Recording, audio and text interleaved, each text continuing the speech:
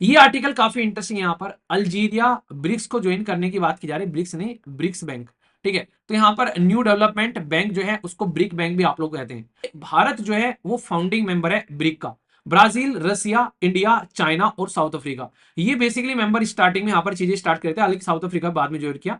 तो पहले ही आप लोगों को 5 मेंबर देखने को मिलते थे, यानी कि ये वाली गलत हो गई, तो आंसर आप लोगों के सामने यहाँ पर ए आ गया। तो ये चीजें आप लोग यहाँ पर समझनी है। तो ये कैसे होगा? ये तब होगा जब रेगुलरली आप लोग यहाँ पर क्विज प्रैक्टिस करोगे। बेसिकली इसको बोलते हैं, एक समिट का नाम याद रखना है जिसको बोलते हैं ब्रिक फोर्टलेजा। ठीक है, तो ब्रिक फोर्टलेजा समिट आप लोग को यहाँ पर देखने को मिली। ये आर्टिकल काफी इंटरेस्टिंग है। यहाँ पर अल्जीरिया ब्रिक्स को ज्वाइन करने की बात की जा रही है, ब्रिक्स नहीं, ब्रिक्स बैंक। ठीक है, तो यहाँ पर न्यू डेवलपमेंट बैंक जो है उसको ब्रिक बैंक भी आप लोग कहते हैं। तो अल्जीरिया जो है यहाँ पर इसको ज्वाइन कर रहा है। तो कल को चलकर आप लोगों से क्वेश्चन पूछे जा सकते हैं, जैसे कि अभी इसी साल का अगर यूपीएससी का प्रीलिम्स आप लोगों ने देखा है, उसके अंदर में ब्रिक के बारे में क्वेश्चन आप लोगों से पूछ लिया।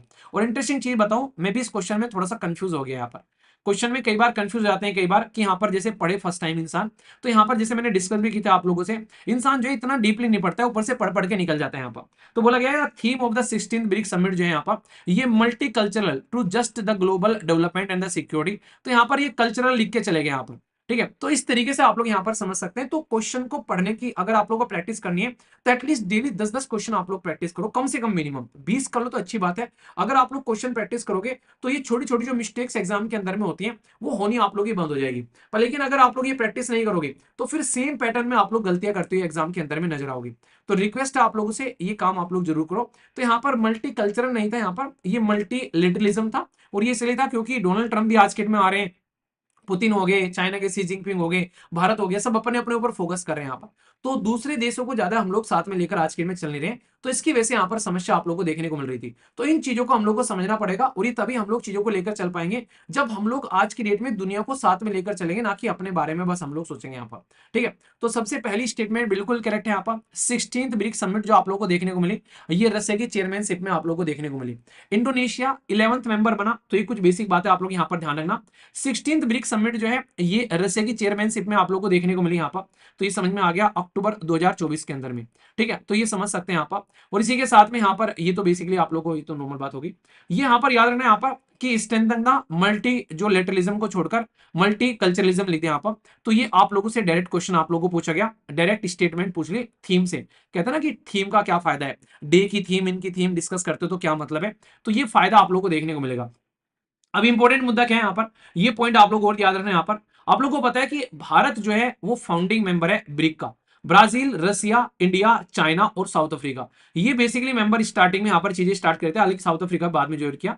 तो पहले ही आप लोगों को 5 मेंबर देखने को मिलते थे। अब ये जो इसका नाम है ना ब्रिक, ये नाम कहीं ना कहीं गलत हो गया अभी यहाँ पर, क्योंकि ब्राजील, रसिया, इंडिया, चाइना, साउथ अफ्रीका ये नाम है। पर लेकिन जनवरी 25 2000 में आप लोग यहाँ पर 11th मेंबर जुड़ गए यहाँ पर इंडोनेशिया। तो इंडोनेशिया जो है वो 11th मेंबर अभी आप लोगों को यहाँ पर देखने को मिल रहा है।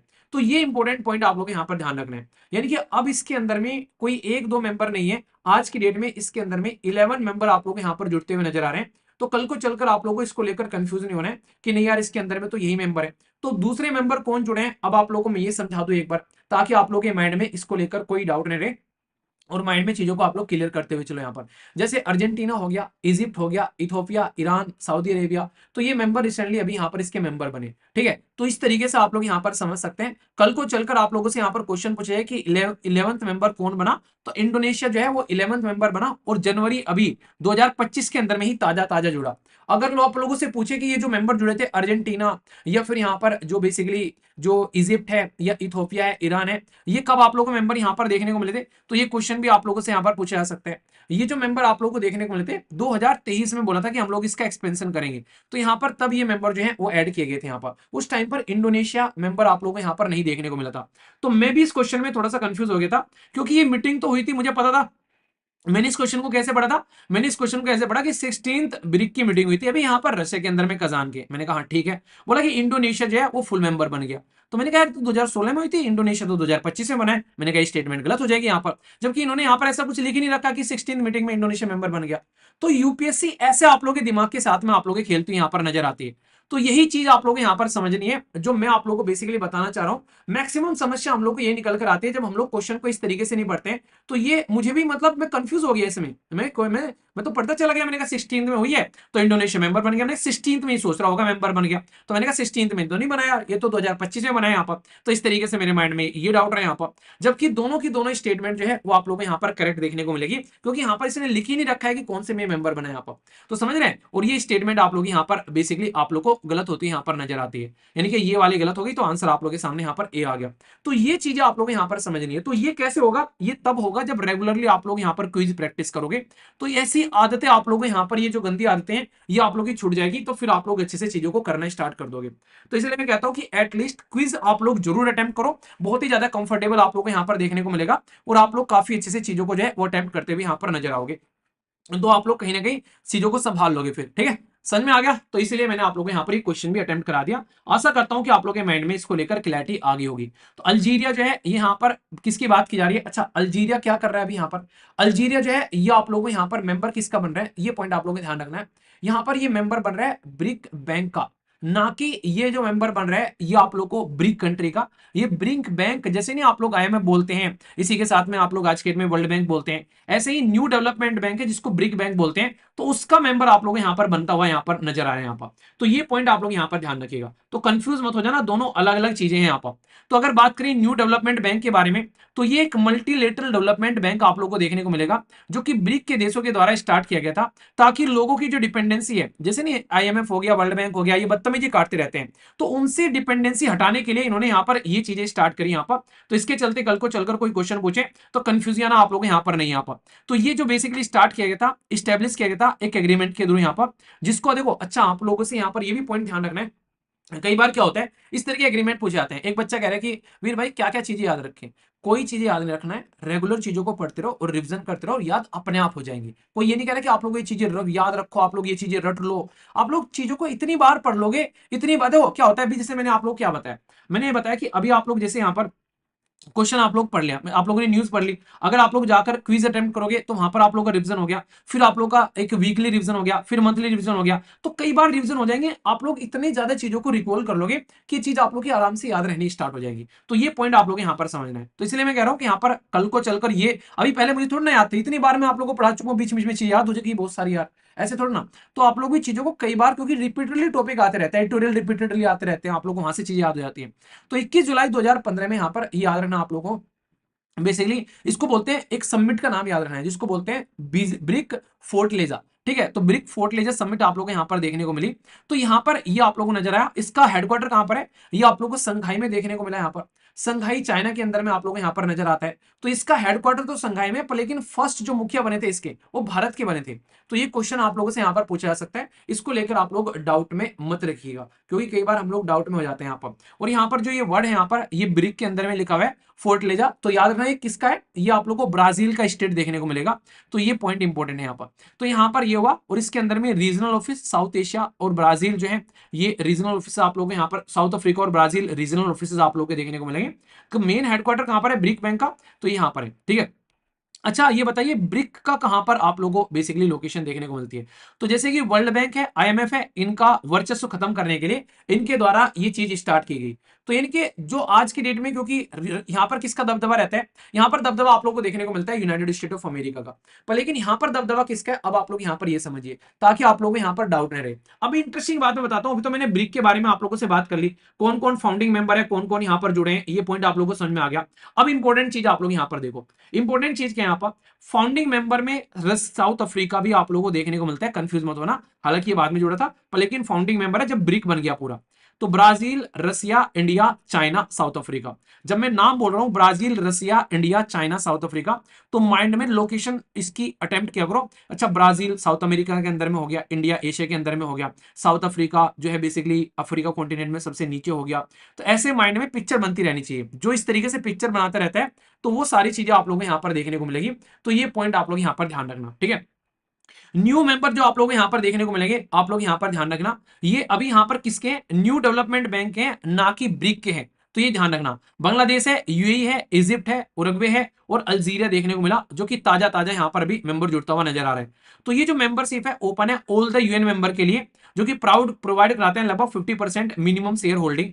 तो ये समझ सकते हैं ऑब्जेक्टिव क्या है। कल को चलकर जो मान लीजिए आईएमएफ है, वर्ल्ड बैंक है, वो पैसे नहीं दे रहे, तो यहां से जाकर हम लोग पैसा ले सकते हैं यहाँ पर, तो देशों को फायदा होगा, उनके ऊपर डिपेंडेंसी कम होगी इनकी यहाँ पर। और ये clean energy, transport, urban development, infrastructure, इसमें काफी लार्ज स्केल पर ये अपना सपोर्ट प्रोवाइड कराते हुए यहाँ पर नजर आते हैं। तो ये पॉइंट आप लोगों को यहाँ पर ध्यान रखना है। अब कुछ इंपॉर्टेंट बातें मैं आप लोगों को और बताता हूँ इसके अंदर में, ताकि कल को चलकर आप लोग यहाँ पर ध्यान रखिए कि ये काम कैसे करता है। इसके अंदर में बोर्ड ऑफ गवर्नर देखने को मिलते हैं, जिसमें फाइनेंस मिनिस्टर रहते हैं ब्रिक नेशन के, ठीक है। इसमें बोर्ड ऑफ डायरेक्टर देखने को मिलते हैं, जो कि यहाँ पर जो बोर्ड ऑफ डायरेक्टर है ये basically overseas strategic decision making body आप लोगों को देखने को मिलती है, जो कि नॉर्मली यहाँ पर एक तरीके से प्लान बनाती है। प्रेसिडेंसी जो है रोटेटरी बेसिस पर रहती है, जैसे ब्रिक की आप लोगों को देखने को मिलेगी, ठीक है। तो ये याद रखना, जैसे ब्रिक के बारे में मैं आप लोगों से बात कर रहा हूं, तो ऐसे नहीं बोल सकते कि भाई साहब ब्रिक जो कंट्री है BRICS, इसके बारे में बात कर रहा हूं, ना कि सारी अभी मैं आप लोगों से बात कर रहा हूं। नॉर्मली अगर आप लोग ब्रिक के बारे में बात करेंगे, तो सबसे इंपॉर्टेंट बात यहाँ पर ब्रिक के बारे में, ब्रिक में ये जो बैंक बनाया इन्होंने यहाँ पर, ये किसी एक इंसान के हाथ में पावर नहीं दी इन्होंने यहाँ पर, तो ये चीज आप लोग यहाँ पर ध्यान रखना, ठीक है। और एक और इंपॉर्टेंट बात, कोई पूछे ब्रिक ऑर्गेनाइजेशन का कोई फिजिकल सिंगल हेडक्वार्टर है क्या, तो उसका कोई हेडक्वार्टर आप लोग को नहीं देखने को मिलेगा। ये चीज आप लोग यहाँ पर ध्यान रखना, जिसके पास में इसकी चेयरमैनशिप होती है वही यहाँ पर इसका जो है बेसिकली संभालता हुआ आप लोग यहाँ पर नॉर्मली देखने को मिलता है। तो ये पॉइंट आप लोग यहाँ पर समझ सकते हैं, ठीक है। बेसिक है थोड़ा सा एटलीस्ट, मतलब ऐसे नहीं कि कोई बोले organisation doesn't have a single physical headquarter, ऐसे नहीं है। बैंक के बारे में मैंने आप लोगों को बता दिया कि ब्रिक बैंक का आप लोग हेडक्वार्टर आप लोग यहाँ पर ध्यान रखिएगा, ये चाइना के अंदर में आप लोगों को देखने को मिल रहा है। तो इसके बारे में आप लोगों को ध्यान रखना है, संघाई के अंदर में आप लोगों को देखने को मिलेगा, चाइना संघाई के अंदर में, ठीक है। तो ये आप लोग थोड़ा सा कंफ्यूजन में मत आना, इसीलिए मैंने दोनों में आप लोगों को यहाँ पर डिटेल जो है वो आप लोगों की क्लियर कर दी।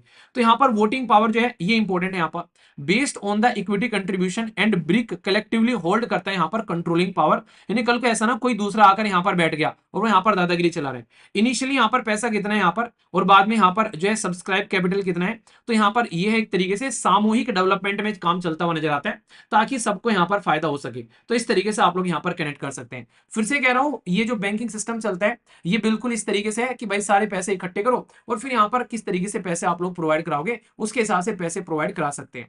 कोर ऑब्जेक्टिव क्या है कि यहाँ पर दुनिया में अफोर्डेबल कहीं ना कहीं सही तरीके से इमरजेंसी में फंड की रिक्वायरमेंट है, तो मिल सके यहाँ पर इनको चाइना जो एक तरीके से आईएमएफ और वर्ल्ड बैंक के ऊपर में इनकी डिपेंडेंसी न देखने को मिले। तो ये पॉइंट आप लोग यहाँ पर समझ सकते हैं, ठीक है। इंपॉर्टेंट है, याद रखना, कोई भी कंफ्यूजन नहीं होना चाहिए। ये एक स्लाइड है, इसको भी थोड़ा सा देख लेना, ये एक ही स्लाइड में कुछ कुछ बातें आप लोग यहाँ पर प्रोवाइड करा दी गई है। बाकी क्वेश्चन तो देखो आर्टिकल के एंड में रहती है, उनको अटेम्प्ट कर लिया करो, थोड़ा सा यहाँ पर आप लोग को मजा आएगा। इस क्वेश्चन का आंसर है बेसिकली बी, ठीक है। तो अटेम्प्ट करना, इसको यहाँ पर समझ में आ जाएगा आप लोग यहाँ पर कैसे कैसे है। और हाँ, जो वीडियो देखो कई सारे बच्चे ऐसे होते हैं, मैंने देख रहा हूँ, जो लाइव में पढ़ते रहते हैं, डिस्कस करते रहते हैं, वो तो आंसर देते रहते हैं, पर लेकिन जो बाद में देखते हैं वो आंसर नहीं देखते देते हैं, ठीक है। जो बाद में आप लोग ये वीडियो देखते हो तो आप लोग भी आंसर दिया करो, और आप लोग का आसान तरीका होता है, आप तो रोक कर आप लोग आसानी से आंसर दे सकते हो। तो इसलिए आंसर जरूर अटेम्प्ट करना है आप लोगों को यहाँ पर, ठीक है। अच्छा, फीडबैक दे दिया करो। एक छोटी सी इन्फॉर्मेशन आप लोगों के लिए यहाँ पर और है, यहाँ पर कई सारे बच्चे जो यहाँ पर कह रहे थे नया बैच कब आएगा, अभी उसके लिए आप लोग का जो है बैच जो है पब्लिश कर दिया गया है। जो नेक्स्ट वाला बैच जो कि जून में स्टार्ट होने वाला है आप लोग यहाँ पर, तो ये फर्स्ट वीक में जून के स्टार्ट हो जाएगा, तो उसके लिए आप लोग कनेक्ट कर सकते हैं यहाँ पर, ठीक है। वो आप लोग का बैच जो है पब्लिश कर दिया गया है। दूसरी इंपॉर्टेंट बात यहाँ पर ये है, जो बच्चे पुरानी क्लासेस ऑलरेडी यहाँ पर ले रहे हैं, कुछ बच्चे ऐसे हैं जो कह रहे थे कि यहाँ पर जो पुराने बच्चे हैं 2023 वाले बैच के बच्चे हैं, उनको अगर एक्सटेंड करना है तो आप लोगों के लिए भी चीजें पब्लिश कर दी गई हैं एप्लीकेशन के ऊपर में। पूरा का पूरा आप लोग का बहुत ही मिनिमम प्राइस में आप लोग अपना कोर्स जो है वो एक्सटेंड कर सकते हैं, तो उसका भी कंप्लीट आप लोगों को वहां पर सिस्टम मिल जाएगा यहाँ पर।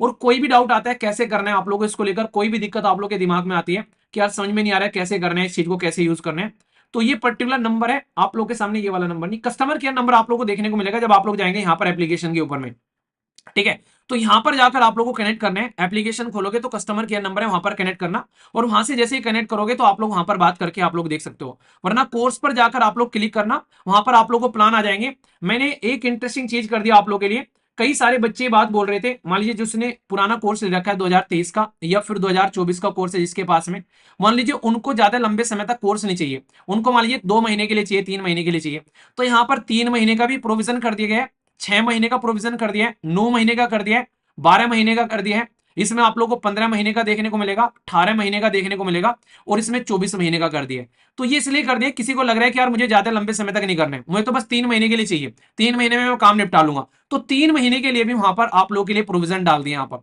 तो आशा करता हूं ये आप लोगों को फायदा पहुंचाएगा। मान ला रिवीजन कर रहे हैं तो उठा के 3 महीने बैठकर रिवीजन कर लिया, 3 में काम नहीं चल रहा है अपना 6 में कर लिया। तो इस तरीके से आप लोग यहाँ पर देख सकते हैं। तो कोई भी अगर बच्चा है यहाँ पर, चाहे 2023 वाला है, 24 वाला है, अगर कोई 25 वाला भी है, वो चाह रहा है कि यार इस चीज को मुझे एक्सटेंड करना है, तो आप लोग यहाँ पर इसके साथ में कनेक्ट कर सकते हैं। सारी चीजें एक जगह इकट्ठी आप लोगों को मिल जाएगी। आशा करता हूं कि आप लोगों को इससे फायदा होगा। और इसी के साथ में एक छोटी सी बात और, जो नया बैच आप लोगों का जो जून में स्टार्ट हो रहा है, ये कोई भी बैच यहां पर स्टार्ट होता है तो आप लोग हमेशा एक बात मैं बताता हूं कि आप लोग का रिफंड हो जाता है 7 दिन के अंदर में। अगर आप लोग को लग रहा है कि नहीं यार मजा नहीं आ रहा है क्लास करने में, तो ये आप लोग आराम से, क्योंकि मुझे पता है कि प्यार और पढ़ाई किसी के साथ में जबरदस्ती नहीं की जा सकती है। अगर आप लोग सेटिस्फाई हो तो ही वहां पर रुकिए, सेटिस्फाई नहीं है तो अपने पैसे लीजिए, जहां पर सेटिस्फेक्शन मिले वहां पर जाइए। बांधने का किसी को कोई मतलब नहीं है, कोई पर्पज नहीं है। आप लोगों को लगना चाहिए कि हाँ यार वर्थ इट है, यहाँ पर अपना मेहनत की कमाई है, माँ बाप की कमाई है, तो आप लोग को ऐसी जगह इन्वेस्ट करनी चाहिए जहां पर आप लोग उसका 100% रिटर्न ले सको। तो ये चीज भी आप लोग यहाँ पर कनेक्ट कर सकते हैं। तो यहाँ पर सारी क्लासेज आप लोग के लिए एप्लीकेशन या फिर वेबसाइट का इस्तेमाल कर सकते हैं। और इस आप लोग के स्टेट के लिए भी क्लासेज है यहाँ पर, साथ ही साथ में ईपीएफओ की क्लासेज है और एनसीईआरटी का तो फाउंडेशन ही है। यहाँ पर बेसिक इन्फॉर्मेशन थी, बहुत सारे दिनों से कई सारे बच्चे पूछ रहे थे, तो ये पूरी डिटेल आप लोग के सामने है। ठीक है, आज का सेशन समाप्त करता हूँ। पीडीएफ चाहिए तो टेलीग्राम पर चले जाना, हिंदी इंग्लिश और कंबाइन में फ्री ऑफ कॉस्ट पीडीएफ मिलेगी बिना किसी पेमेंट के, टेलीग्राम पर से जाकर डाउनलोड कर सकते हैं। तो इसके साथ में सेशन समाप्त करता हूँ। आसपास सफाई के पानी और पेड़ पौधों को सेव कीजिए, पॉलिथीन और प्लास्टिक वगैरह बिल्कुल भी यूज करने की जरूरत नहीं है। Love you all, take care, जय हिंद। फीडबैक जरूर दे देना जैसा भी आप लोग को ये सेशन लगा है, लाइक या डिसलाइक कर आप लोग बता सकते हैं। All the best all of you, take care, जय हिंद।